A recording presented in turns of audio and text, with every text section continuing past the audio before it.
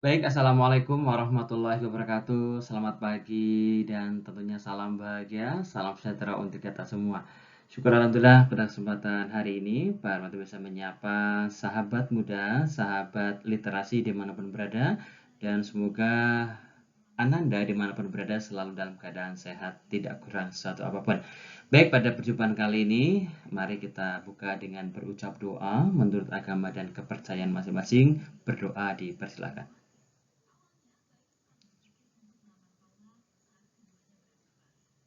Selesai. Baik, pada perjumpaan kali ini tentunya pada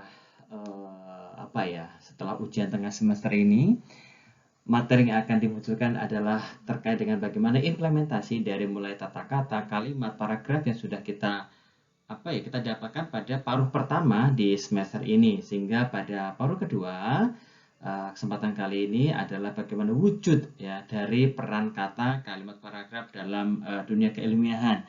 Tentunya teman-teman sudah disajikan ketika dulu masih di sekolah ya oleh Bapak Ibu guru kalian ada materi tentang karya ilmiah. Tentunya sudah memiliki pengalaman-pengalaman hal-hal terkait dengan penulisan karya ilmiah. Dan tentunya Anda semua sangat familiar dengan makalah, sangat familiar dengan paper, sangat familiar juga dengan laporan dan lain sebagainya.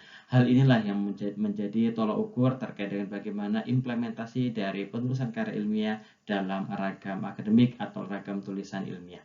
Baik, tentunya Bahasa Indonesia dalam karya ilmiah menjadi segmen lanjutan ya, dan bisa melihat bagaimana indikator ketercapaian dalam pembelajaran. Yang pertama, mahasiswa memiliki kemahiran dalam satu menggunakan bahasa Indonesia untuk menggunakan pikiran, kemudian ide atau gagasan, sikap ilmiah dalam berbagai bentuk karya ilmiah yang tentunya berkualitas, objektif, koheren, kohesif, efektif, efisien, dan tentunya komunikatif.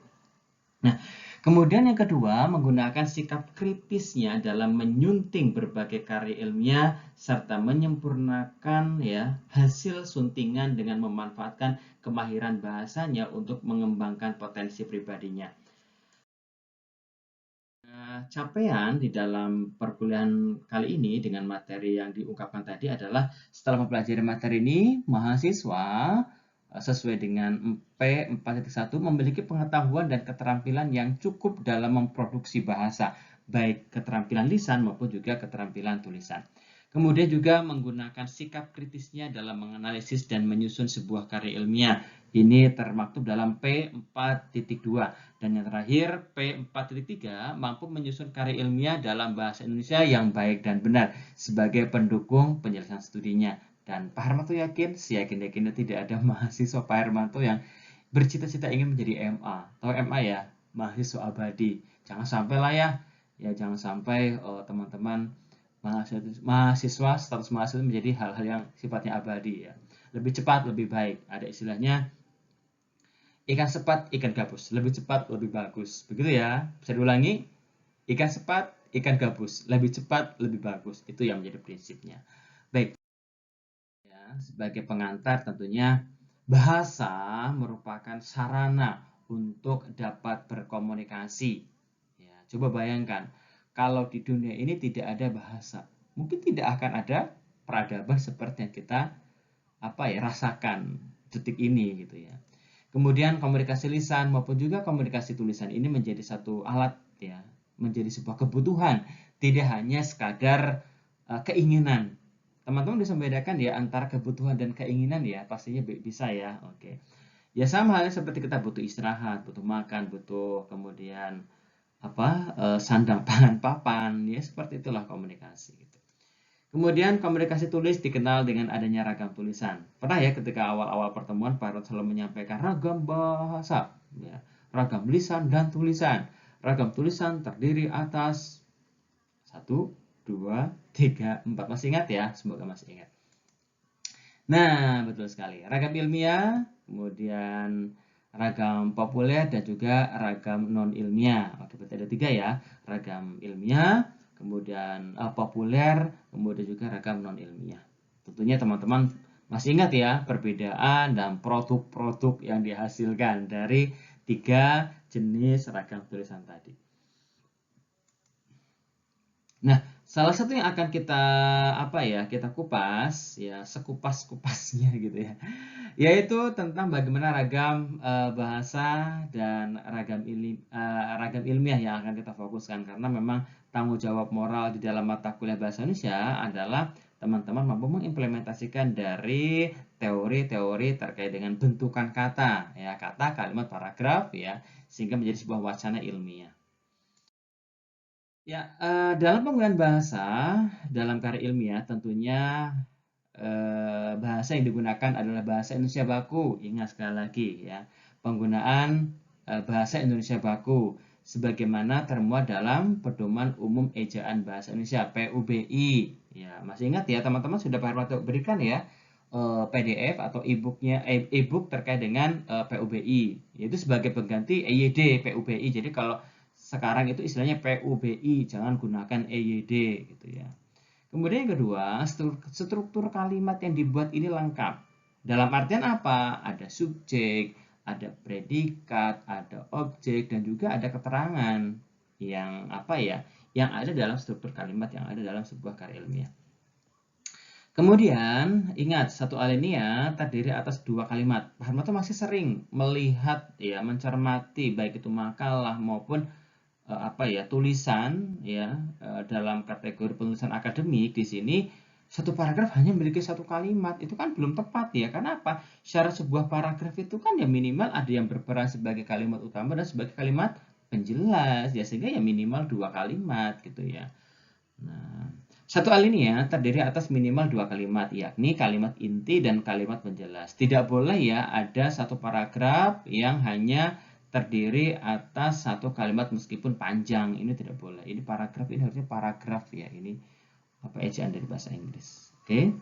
Baik, selanjutnya tentunya istilah yang digunakan adalah istilah Indonesia yang sudah diindonesiakan. Tentunya teman-teman sudah Pak Hermanto bekali dengan modul, kemudian juga PUBI dan juga aplikasi KBBI versi kelima yang terbaru. Nah, di sana untuk bisa melihat bagaimana kata yang sudah masuk atau terserap dalam bahasa Indonesia mana yang belum, itu bisa dilihat sana, juga terkait dengan baku dan tidak baku. Pastinya teman-teman sudah punya ya.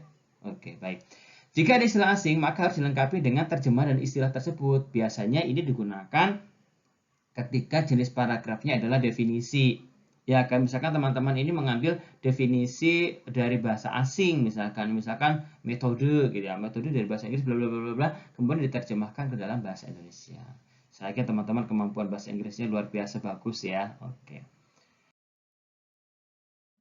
Masih lanjutan kelima, istilah atau padan katanya adalah terminologi asing boleh digunakan.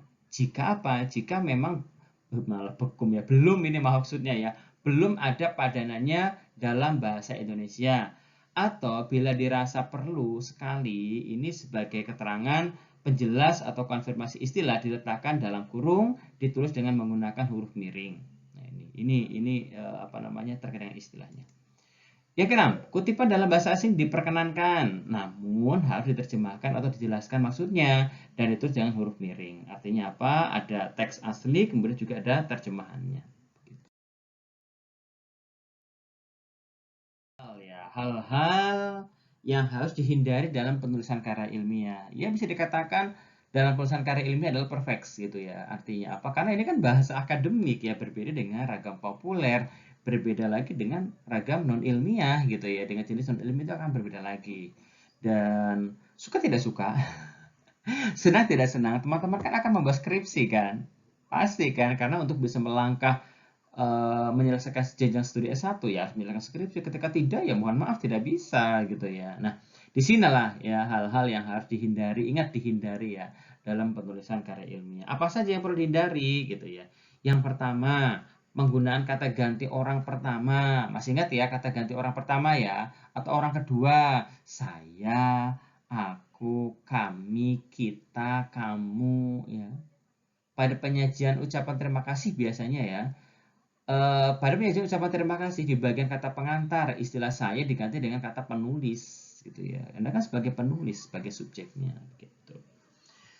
Selanjutnya yang kedua, menonjolkan penulis dalam menguraikan penelitian. Nah, artinya mengelu-elukan. Iyalah, Anda sebagai seorang peneliti, iya memang iya, tapi jangan dilulukan atau menonjolkan sisi apa-apa penulis ya. Misalnya, penulis telah melakukan uji coba. Ini malah uji coba ya, kurang A ya. Penulis telah melakukan uji coba, ya. Ternyata itu mestinya ditulis uji coba telah dilakukan sebanyak 5 kali, 4 kali, dan sebagainya. Ingat ya, jangan gunakan penulis telah melakukan uji coba, jangan ya, tapi gunakan uji coba telah dilakukan dibalik. Memakai tanda baca yang tidak tepat, ayo titik, koma, tanda seru gitu ya, kemudian miring ya, kemudian juga tanda seru, tanda tanya ya, ini juga menjadi satu pemakaian tanda baca yang tidak tepat ketika melihat pada konteks-konteks yang dimunculkan ya. Kemudian juga penggunaan awal ini sering sekali Pak Harmanto itu mengecek ya, melihat tentang bagaimana bentuk ya awalan di dan ke yang tidak tepat. Ini harus dibedakan dengan fungsi di dan ke sebagai kata depan atau sebagai awalan, ini kan berbeda ya. Di ke ketika di depannya itu disertai dengan kata tempat, ya berarti jelas dipisahkan, jangan digabung ya. Tetapi ketika itu sebagai awalan gitu ya, kemana gitu ya, kemudian hal yang sebagainya, ya jelas itu digabung gitu ya. Selanjutnya ya, memberikan spasi antara tanda hubung atau sebelum koma, ini sering sekali memberikan spasi antara tanda hubung atau sebelum koma ya, titik, titik koma, titik dua, tanda tanya, tanda kurung, dan sejenisnya ya. Seharusnya kan tidak ya, tidak demikian gitu ya, tapi langsung saja gitu ya, tidak usah diberikan spasi. Kemudian yang keenam, penggunaan kata yang kurang tepat pemakaian dalam penulisan karya ilmiah. Ya, misalkan napas, ya, nafas, ya.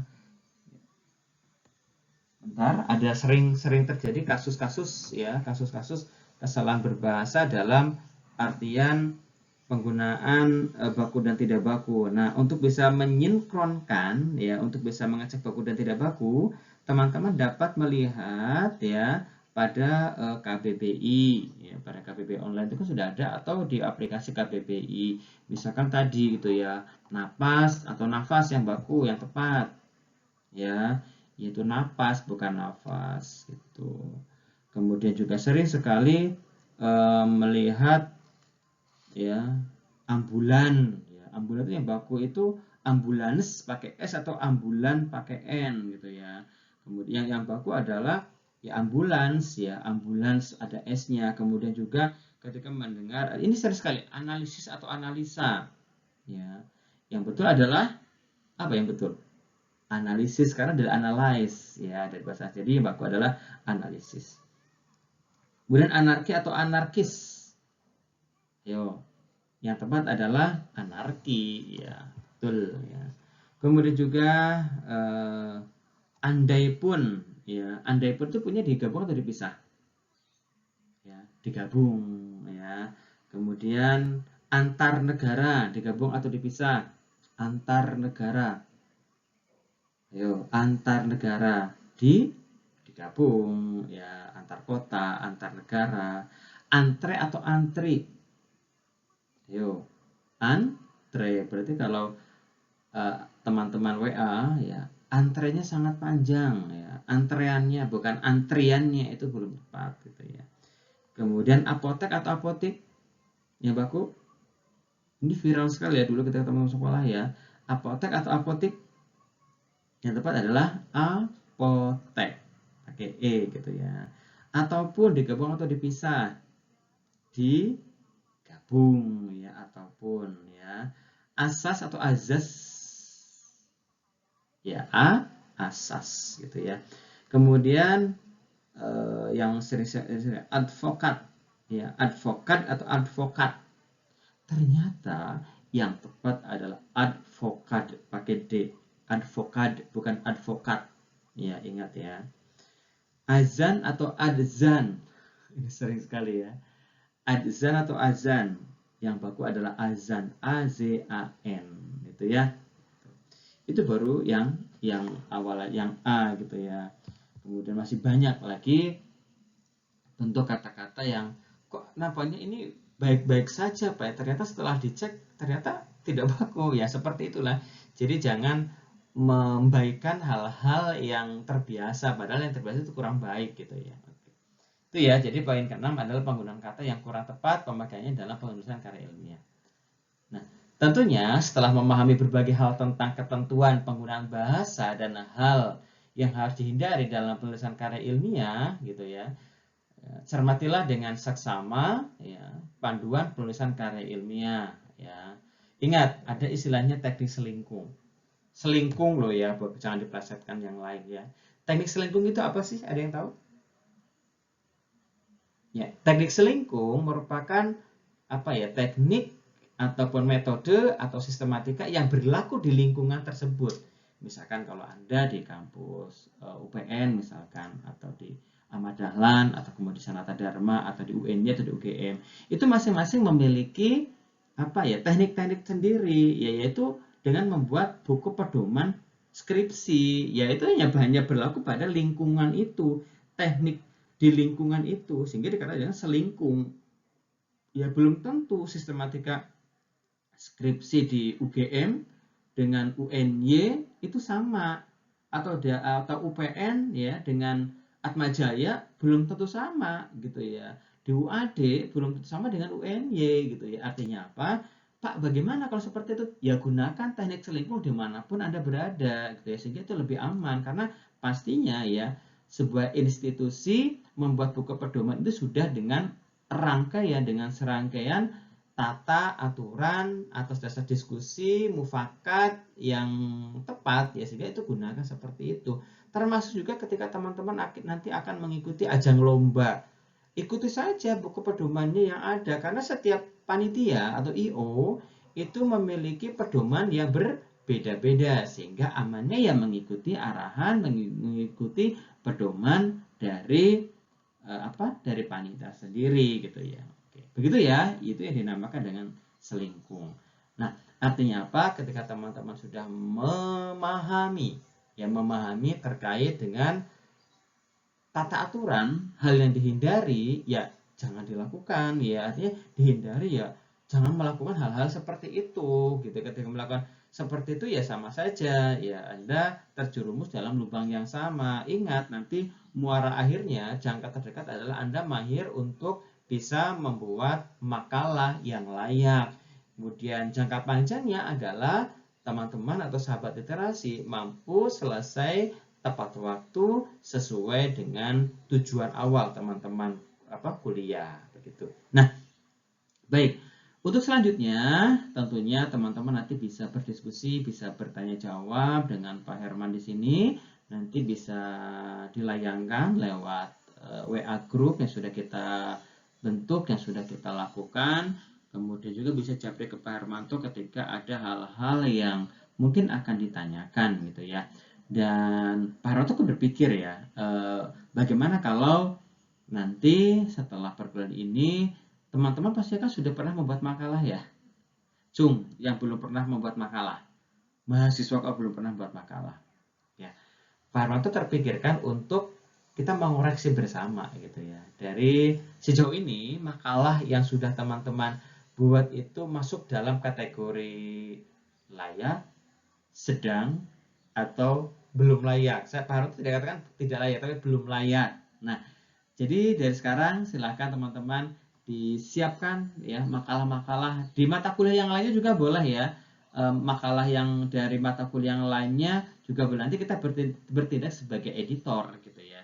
Bertindak sebagai editor, apakah dari teori-teori tadi yang Pak Hermanto munculkan ya itu muncul ya di dalam makalah yang sudah teman-teman miliki gitu ya, sehingga nanti akan lebih mudah di dalam mengarahkan terkait dengan hal itu semua. Oke, begitu saja yang bisa Pak Ranto sampaikan untuk kesempatan kali ini. Tetap semangat, ya jangan lupa banyak membaca ya, karena mahasiswa kan tugasnya ya membaca dan belajar begitu ya, sehingga nanti kedepannya akan menjadi mahasiswa yang mampu, yang layak, yang masuk dalam kategori literatur ya, literat yang bagus ya, sehingga nanti bisa memberikan pencerahan untuk lingkungan kita. Baik, tetap semangat. Salam duta bahasa, tentunya salam literasi. Assalamualaikum warahmatullahi wabarakatuh.